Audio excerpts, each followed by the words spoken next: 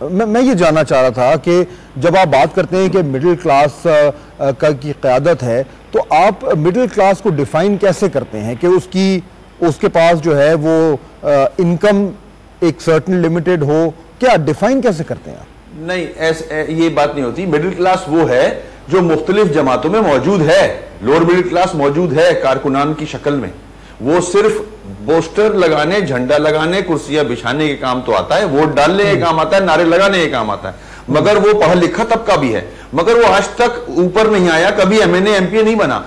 ऐसी जमातें हैं जिसमें मिडिल क्लास के कुछ एमएनए एमपीए हों, मगर हमारा जो मिशन है वो है माइंडसेट बदलना।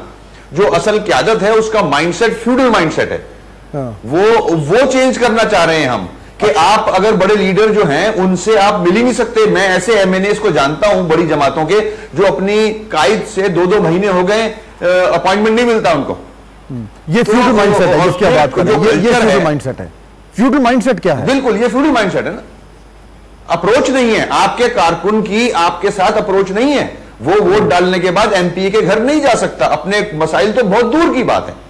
तो हम वो सिस्टम चेंज करना चाह रहे हैं। हम अगेंस्ट खुदा ना खास्ता दुश्मनी या अगेंस्ट नहीं है किसी के, हम सिस्टम बदलना चाहते हैं। हम एमक्यूएम का आदमी लाहौर से नहीं खड़ा करेंगे, लाहौर का ही क्लर्क का बेटा चाहते हैं वो खड़ा हो और असेंबली में पहुंचे।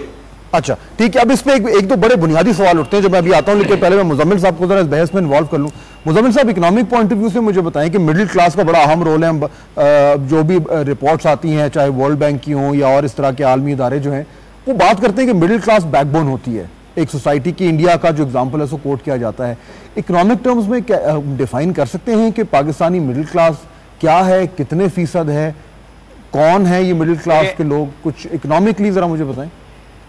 देखें, इसमें जो 1998 का जो सबसे लेटेस्ट डाटा और 2005-6 की जो वर्ल्ड बैंक की रिपोर्टें हैं, उसके हिसाब से 2 डेफिनेशनें रखी हुई हैं कि जी जो शख्स जो पूरा खानदान को खिलाता पिलाता है, $1 यानी कि आज के हिसाब से 85 रुपए से ऊपर अगर कमा रहा है तो वो पॉवर्टी लाइन के ऊपर है, मतलब वो गरीब गुर्बत की जो एक लकीर है उससे ऊपर है। तो उस हिसाब से 2005 और 6 में पाकिस्तान में 22.6% ऐसे लोग हैं जो $1 भी नहीं कमाते। और दूसरी डेफिनेशन है कि अगर $2 लें यानी कि 170 रुपए माहवार रोजाना के, तो उस हिसाब से जो पाकिस्तान में 60% अवाम है वो क्वालिफाई नहीं करते, वो गुर्बत की लकीर से नीचे है।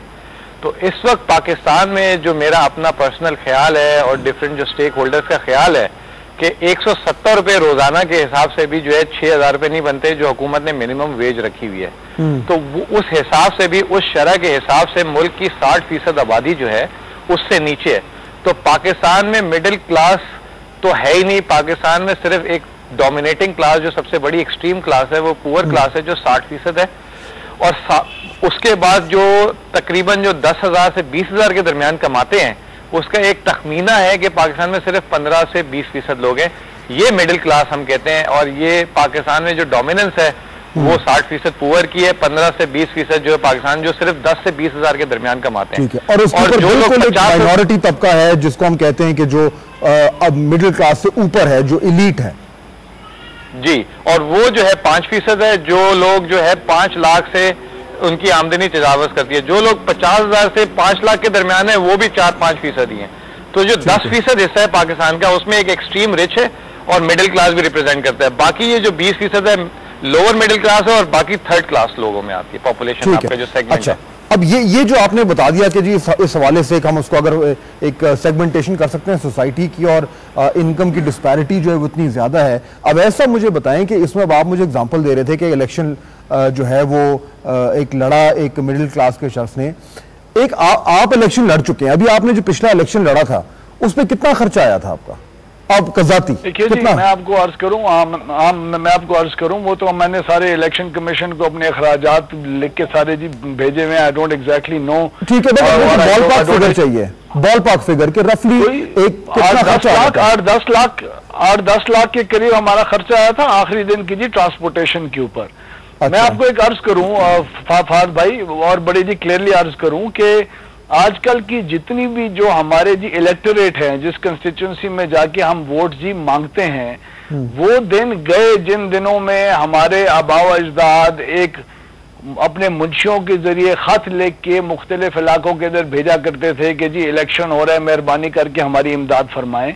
आज हर 50 वोट वाले के पास, हर 10 वोट वाले के पास, हर हमारे जो कंस्टिट्यूंसी के अंदर अर्बन एरियाज हैं उसके अंदर हर दुकानदार, हर ट्रेडर, हर लोहार, हर मिस्त्री के पास जाके हमें वोट बाकायदा मांगना पड़ता है। और ये मैं आपको आज अर्ज करूं कि ये किसी की लैंड होल्डिंग्स या किसी की बहुत बड़ी इंडस्ट्रीज होने की बेसिस के ऊपर जो ग्राउंड रियलिटी है वो ये है कि हमने बहुत बड़े बड़े सरमायादारों को, बहुत बड़े बड़े जमींदारों को पिछले 8, 10, 20 साल के अंदर बहुत बुरी तरह इलेक्शंस के अंदर हारते हुए देखा है। ठीक है, ये ऐसे केसेस आज पाकिस्तान की आवाम के ऊपर और मैं आपको एक और वैसा ब्रेक का वक्त हो रहा है मेरा, मैं वापस आता हूं। तो ये जो अभी आप बात कर रहे थे, इस तरह के केसेस जरूर हैं कि लोग ये हारे हैं, लेकिन जो बात कर रहे थे वसीम अख्तर साहब के, एक उस किस्म की क़यादत जो है सामने नहीं आ रही, वो कैसे आएगी? और अगर आएगी तो अगर ये 10 लाख या 15 लाख रुपए भी खर्च हो रहे हैं तो ये कहां से आएंगे? ये जानेंगे ब्रेक के बाद। और इसके साथ साथ आपको ये भी दिखाएंगे कि हमारे जो मुख्तलिफ जमातों के जो रहनुमा हैं, उन्होंने जो असासे अपने जमा कराए हैं, वो असासे क्या कहते हैं। आज मैं आपको वो असासे दिखाऊंगा ताकि आपको पता चले कि हमारे वजीर आजम और चीफ मिनिस्टर्स के पास कितनी गाड़ियां हैं और उनके बैंक में कितने रुपए हैं। ब्रेक के बाद।